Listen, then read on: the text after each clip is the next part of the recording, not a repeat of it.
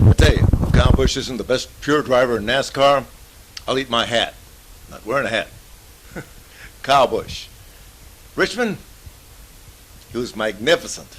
Second win of the season, and a sweet one for him, beating teammate Denny Hamlin on Denny's home track. I don't think Denny took it too well.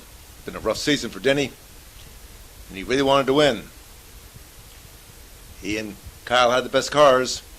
Jeff Gordon was up there, and so was Casey Kane. Good run for the Red Bull bunch. They needed that. Casey's a lame duck, leaving at the end of the season. A one-year loan from Rick Hendrick. So Jay Fry, the general manager over at Red Bull, has to find a new driver there, and he's got Casey as his salesman. Casey was doing a good job tonight. Had a shot at winning. Toyota, 1, 2, 3. Richmond, Carl Edwards. Finished fifth, right behind David Reagan, his teammate. He said he had the right strategy. He was sure the Toyotas would run out of gas. Well, they didn't. Denny Hamlin, well, I guess he'll have to try again at Darlington to see what's going on.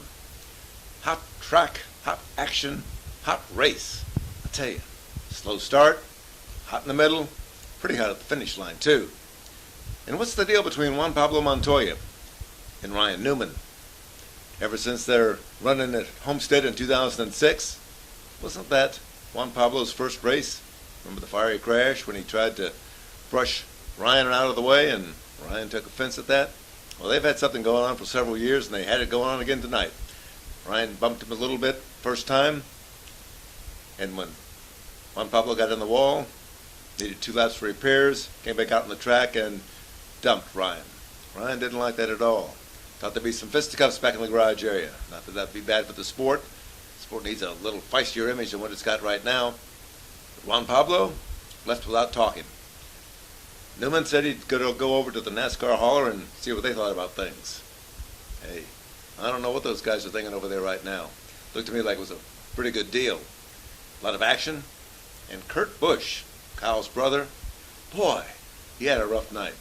He was a little carried away. Fortunately, Roger Penske, the captain, the team owner, wasn't around. He's down in Sao Paulo for the IndyCar race, and he didn't have a chance to hear what Kurt had to say about his cars. Kurt wasn't very kind. Wasn't very kind at all, as a matter of fact. Might be a little answering to do when Roger gets back from Brazil and has a chance to find out just what went on. A lot of hot action. Jeff Gordon once again found one of the few spots on the track where there were no soft walls. Hit hard on the driver's side. He said it hurt, rung his bell, and he wonders why there weren't soft walls there. I wonder too. A lot of places don't have soft walls that should. We asked Kyle Busch about that. He says, well, if they were filling the stands, the tracks would have more money. They could fill in all the holes in the safety barriers. Well, I don't think that's an excuse. I think they should be a little more proactive, the drivers, in making sure that all these tracks do have safe walls everywhere. That's what Jeff Gordon says. They should have safe walls everywhere, and I agree. Kyle Busch says it started at Daytona. No safe wall, no soft walls on the front stretch. He says that's where they're all crashing. On the straightaways.